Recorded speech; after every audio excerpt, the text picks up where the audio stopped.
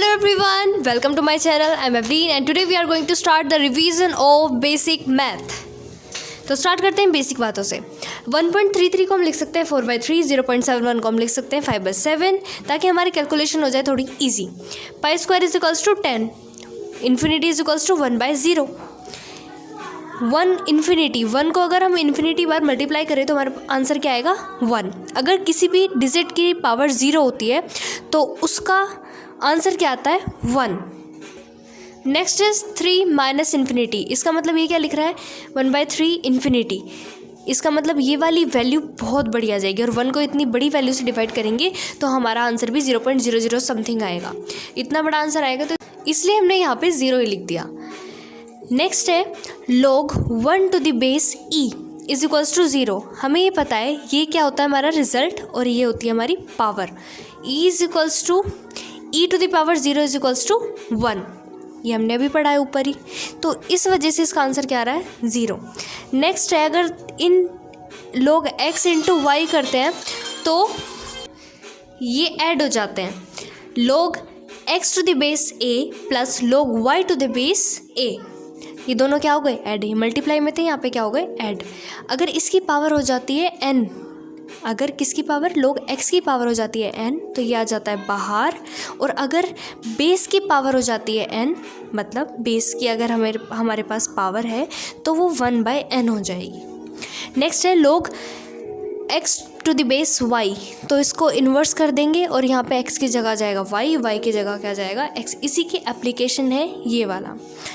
इन दोनों को मल्टीप्लाई किया हमने और इसका इन्वर्स कर दिया, आंसर क्या आ गया हमारा 1। जैसे इसको क्या लिख सकते हैं 1/log a b की जगह a की जगह b, क्या आ गया आंसर 1। नेक्स्ट है log x to the base y को हम क्या लिख सकते हैं, इसको लिख सकते हैं log x का बेस e log y का बेस e। इस तरीके से हम इसको लिख सकते हैं। उसके बाद है log x to the base e को हम कैसे कन्वर्ट करेंगे 2.303 log x to the base 10।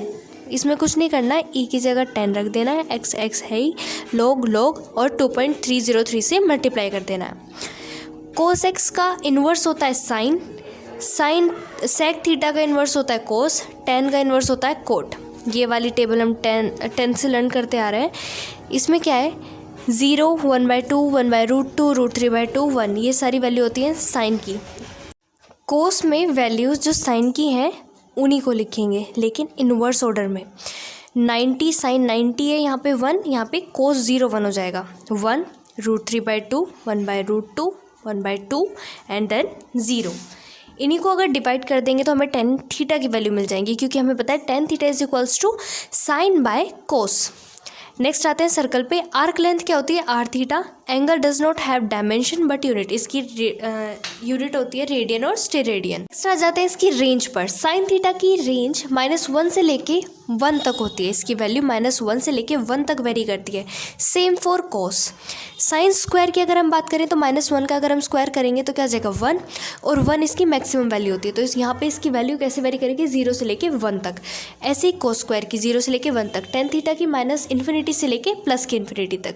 फिर आते हैं स्टैंडर्ड ट्राइंगल पर। स्टैंडर्ड ट्राइंगल में ये एंगल होता है हमारा 53 डिग्री। 53 डिग्री और 37 डिग्री कहाँ पर है, उनकी पोजीशन क्या है, तो उसमें डिफ़िकल्टी होती है। तो इसलिए देखो ये ऊपर है 53, ये बड़ा है इसलिए ये ऊपर है, और इस 5 और 3 53 इसको ऐसे लर्न कर सकते हैं। 53 में 5 और 3 क्या बचा 4, 53 यहाँ पे लिख दिया तो यहाँ क्या बचा 37। इनकी वैल्यूज़ देख लेते हैं एक बार, अगर बाई चांस ये हम भूल जाएं तो इसकी वैल्यूज़ क्या होंगी, क्योंकि पेपर में तो वैल्यूज़ लिखनी होती है ना। साइन 37 छोटा है या बड़ा है 53 से, छोटा है, तो यहाँ पे छोटी वैल्यू आ जाएगी 3। 53 बड़ा है तो इसलिए यहाँ पे क्या आ जाएगा 4। 37 तो जो बचा वो ये लिख देंगे हम, 3 के बाद क्या आएगा 4 के बाद 3 बचा। अब यहाँ पे देखो दोनों के नीचे क्या है 5, इन दोनों को डिवाइड कर देंगे तो हमारी वैल्यू हो जाएगी tan थीटा की। तो हमें लर्न हो गया ट्राइंगल। नेक्स्ट आते हैं tan theta is equals to sine by cos. अभी हमें इसी से भी पता चल गया कि tan theta is equals to sine by cos. अगर साइन की वैल्यू बढ़ती है तो tan की भी बढ़ती है, लेकिन कोस की वैल्यू डिक्रीज हो जाती है क्योंकि इसके इन्वर्सली प्रोपोर्शनल है। यह है 3 इक्वेशन। बहुत ज़्यादा इंपॉर्टेंट है। Sine square plus cos square is equals to 1, 1 plus cot square theta is equals to cosec square theta, tan square theta plus 1 is equals to sec square theta. अगर थोड़ा सा confuse हो जाओ तो ऐसे लर्न कर लो, ये भी कोस से स्टार्ट हो रहा है, ये भी कोस से स्टार्ट हो रहा है, CO। उसके बाद है ये कुछ इक्वेशंस हैं, फॉर्मूले बोल सकते हो आप इन्हें, क्योंकि इक्वेशन इसलिए बोल रही हूँ मैं क्योंकि इनकी अगर वैल्यू, जैसे मैंने यहाँ पे थीटा रख दिया तो 2 थीटा हो गया, ये वाली इक्वेशन आ जाएगी इसमें से, जो कि बहुत सारे चैप्टर्स में यूज़ हो रही है। Sine 2 theta is equals to 2 sine theta dot cos theta. Sine A plus minus B, plus minus minus लिखा, अगर हम प्लस लेंगे तो यहाँ पे भी प्लस आएगा, माइनस लेंगे तो यहाँ पे भी माइनस आएगा। Sine A cos B plus minus sine B cos A। Cos A plus B, यहाँ पे ध्यान रखना है कि यहाँ पे अगर प्लस है, ये दोनों अगर A और B प्लस हो रहे हैं तो ये माइनस होंगे। यहाँ पे दोनों कोस हैं, कोस के टाइम पे दोनों कोस है, साइन पे साइन और कोस दोनों है। टेन थीटा की अगर हम बात करें A plus B, tan theta में tan A plus tan B by 1 minus है, यहाँ पे जैसे प्लस है यहाँ पे माइनस है, दोनों में अगर प्लस है तो यहाँ दोनों में ही माइनस है। लेकिन अगर साइन की बात करें तो अगर यहाँ प्लस है तो यहाँ पर भी प्लस है। Ten A plus tan B by 1 minus ten A ten B।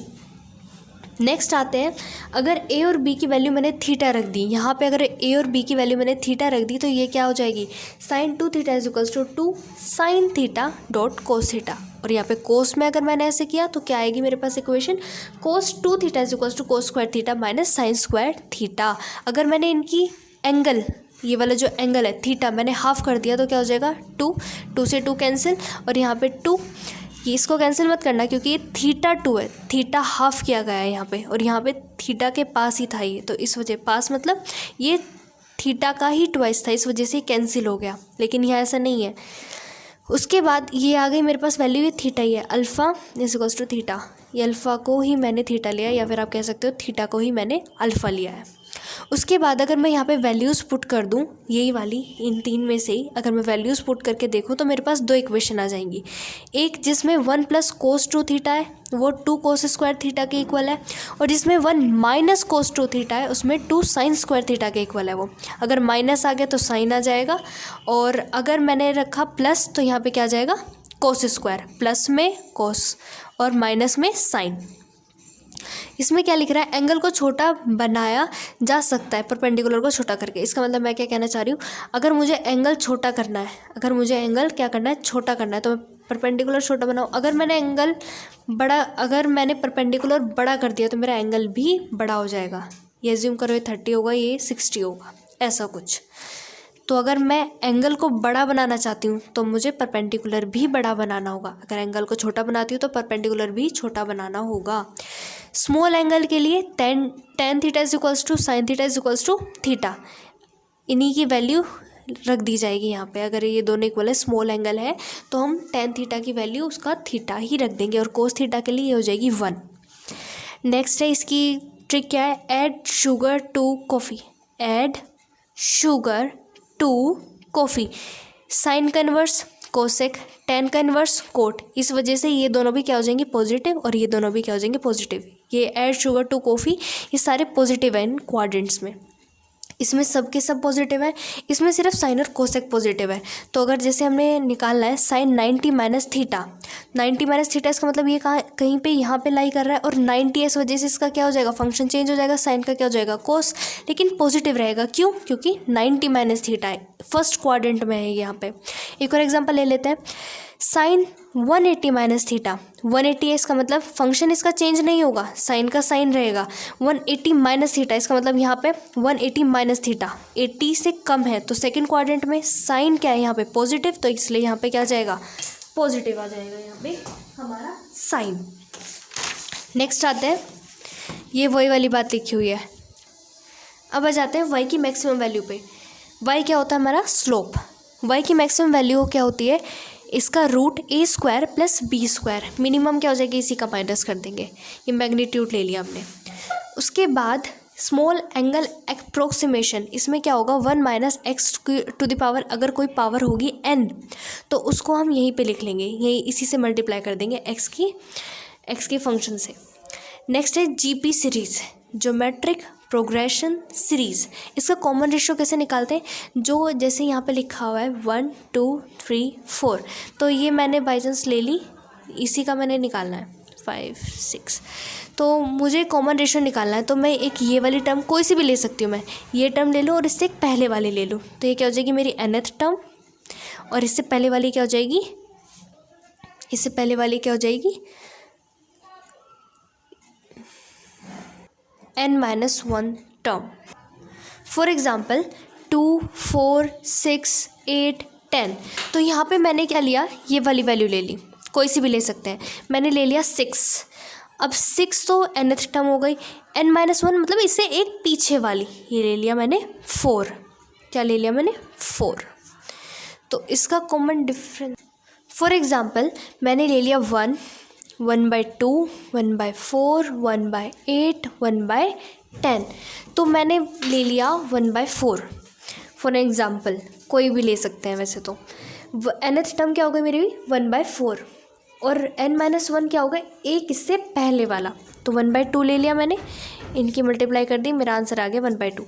तो ये मेरा क्या हो गया कॉमन रेशियो। अब कॉमन रेशियो में फर्स्ट टर्म क्या है, मतलब कॉमन रेशियो तो आ गया हमारा, अब हमें चाहिए सम में फर्स्ट टर्म क्या है, ये रहा 1 माइनस कॉमन रेशियो जो हमने निकाला 1/2, तो इसका आंसर क्या आ जाएगा 2 - 1, ये आ जाएगा इसका आंसर 2, सम क्या आ गया इसका 2। अब नेक्स्ट आता है अर्थमेटिक प्रोग्रेशन, इसमें निकालना होता है हमें nth टर्म, अगर नहीं गिवन है तो nth टर्म, इसमें बेसिकली ये निकालने के लिए आता है, इसकी वैल्यू निकाली और फिर यहाँ पे मैंने रख दी। nth term is equals to a plus n-1, और ये ब्रैकेट क्लोज, और ये क्या है मेरा डिफरेंस। इसका सम का फॉर्मूला क्या होता है, first term plus nth term जो भी मैंने निकाली है बाय 2, इसको a-nth भी लिख सकते हैं, first term plus a-nth term by 2, तो इसका फॉर्मूला फाइनली क्या बन जाएगा, n/2 bracket open 2a plus n-1 d bracket close. Quadratic equation, इसमें क्वाड्रेटिक इक्वेशन में एक फॉर्मूला होता है, अगर हमें रूट्स फाइंड करने होते हैं या तो ऐसे कर लो, या फिर एक दूसरा तरीका होता है हम उसको स्प्लिट कर लो, टर्म्स जो होती हैं उसमें उसको स्प्लिट कर लो। इसका फॉर्मूला क्या होता है, x is equals to minus b plus minus root b square minus 4ac by 2a। इसके सम का रूट्स मतलब सम ऑफ रूट्स क्या होता है, x1 plus x2 is equals to minus b by a, लेकिन यहाँ पे माइनस नहीं होता, ये प्रोडक्ट है c बाय ए।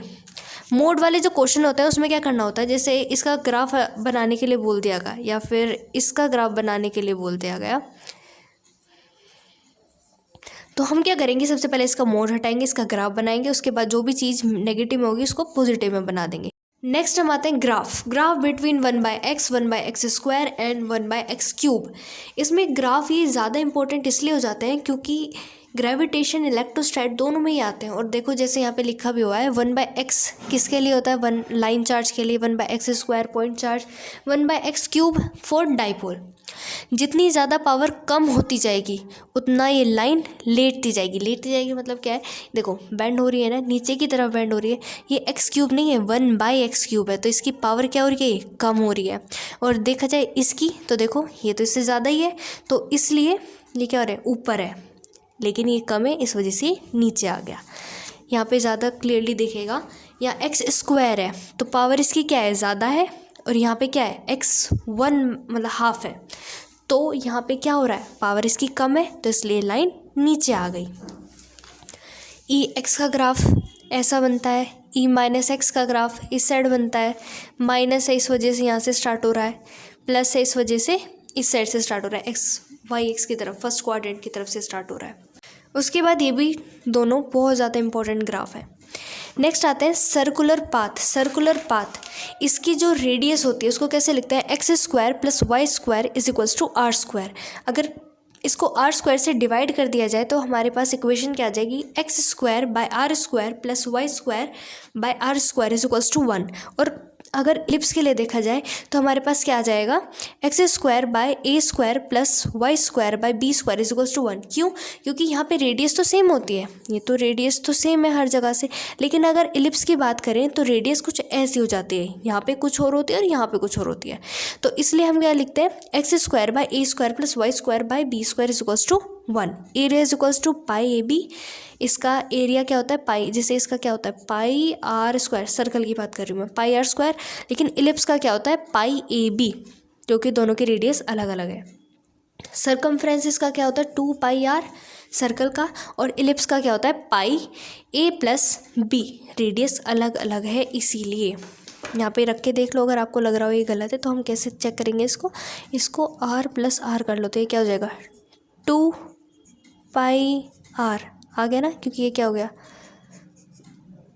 पाई और ये हो गया 2r, इसको फिर मल्टीप्लाई करेंगे तो हमारे पास क्या आ जाएगा 2 पाई आर। नेक्स्ट आते हैं हम डिफ्रेंसिएशन पर। डिफ्रेंसिएशन में क्या होता है, जो भी सी से स्टार्ट होने वाले हैं उनका डिफ्रेंसिएशन नेगेटिव हो जाएगा। साइन का डिफ्रेंसिएशन कोस, कोस का माइनस साइन, टेन का सेक स्क्वायर, ई एक्स का ई एक्स ही रहता है, cot minus cosec square, cosec का minus cosec x dot cot x, sec का sec x dot tan x, log का लोग ई एक्स का l n x by x is equals to 1 by x, कह सकते हैं log e x का 1 by x. Next है magnitude of slope. इसमें क्या देखते हैं हम, रेखा को देखते हैं और स्लोप में देखते हैं रामलाल को। मतलब क्या हुआ, जैसे मैंने बनाया एक ग्राफ, इसमें रामलाल तो रो रहा है तो इस वजह से ये क्या है नेगेटिव स्लोप है, और मैग्नीट्यूड अगर इसका देखा जाए यहाँ पे इसका हम खींचेंगे एक टेंजेंट, मतलब रेखा खींचेंगे, तो यहाँ पे देखो ये 90 से छोटा है तो इसलिए पॉजिटिव, यहाँ ये बिल्कुल पैरेलल हो गया एक्स एक्सिस के, तो ये क्या हो गया स्लोप 0, मैग्नीट्यूड ऑफ स्लोप कितना हो गया 0। और यहाँ पे अगर देखा जाए तो 90 से क्या हो गया ये ज़्यादा, तो इस वजह से मैग्नीट्यूड ऑफ स्लोप क्या हो गया यहाँ पे नेगेटिव।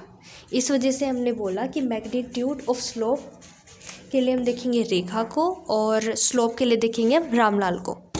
एडिशन कैसे करते हैं डिफरेंशिएशन में, y is equals to a plus b, d y by d x is equals to d a by d x plus d b. पहले कर देंगे ए का फिर कर देंगे बी का डिफरेंशिएशन। इसमें भी सब्सट्रैक्शन में क्या होगा, पहले ए का डिफरेंशिएशन कर देंगे फिर बी का। मल्टीप्लिकेशन में पहले ए का करेंगे और बी बैठा रहेगा, फिर उसके बाद ए बैठा रहेगा, बी का डिफरेंशिएशन कर देंगे। डिवीज़न में क्या होगा, वही सेम प्रोसीजर फॉलो होगा, लेकिन बस यहाँ साइन क्या कौन सा आ जाएगा माइनस का, और डिवाइड कर देंगे बी स्क्वायर से। नेक्स्ट है outside inside rule. Outside inside rule में क्या करते हैं, पहले सबसे पहले डिफरेंशिएशन कर देते हैं आउटर फंक्शन का और इनसाइड वाले को एज इट इज़ रखते हैं, फिर इनसाइड वाले का डिफरेंशिएशन कर देते हैं। तो हमारे पास ये क्या बन के आया, outside inside rule. Next is integration. Integration में इनसाइड वाले का जो साइन है वो नेगेटिव होता है, रिजल्ट में सी है तो नेगेटिव साइन होगा, या फिर इनसाइड में अगर सी है, इनसाइड मैंने बोला है रिजल्ट को, उसमें अगर सी है तो उसका डिफरेंशिएशन इंटीग्रेशन क्या होगा नेगेटिव। सेम वही है, कोस का साइन, साइन का कोस, यही वाला है सेम, बस साइन डिफरेंट हो जाता है। 1/x जैसे एग्जांपल के लिए 1/x का अगर इंटीग्रेशन करेंगे तो मेरे पास log ex आ जाएगा। जैसे यहाँ पे 1/x था, इसका log ex आ रहा था 1/x, तो इंटीग्रेशन के बाद ये क्या आ जाएगा log ex। सेक स्क्वायर का आ जाएगा 10x, साइन का आ जाएगा माइनस कोस। इसमें भी एक आउटसाइड इनसाइड रूल है, इसमें क्या करते हैं इंटीग्रेशन कर देते हैं आउटसाइड वाले का और इनसाइड वाले को एज इट इज़ रखते हैं, जैसे कि इसमें करा था हमने, आउटसाइड वाले का डिफरेंशिएशन कर देते हैं और इनसाइड वाले को एज इट इज़ रखते हैं। यहाँ मल्टीप्लाई करते थे, यहाँ क्या करेंगे डिवाइड, कोफिशिएंट ऑफ एक्स, जो भी कोफिशिएंट ऑफ एक्स होगा वहाँ पे उसका क्या कर देंगे डिवाइड। तो यहाँ हमारा चैप्टर होता है फिनिश, बेसिक मैथ का revision. Thank you so much, and if you like this video please hit the like button and share, subscribe to my channel.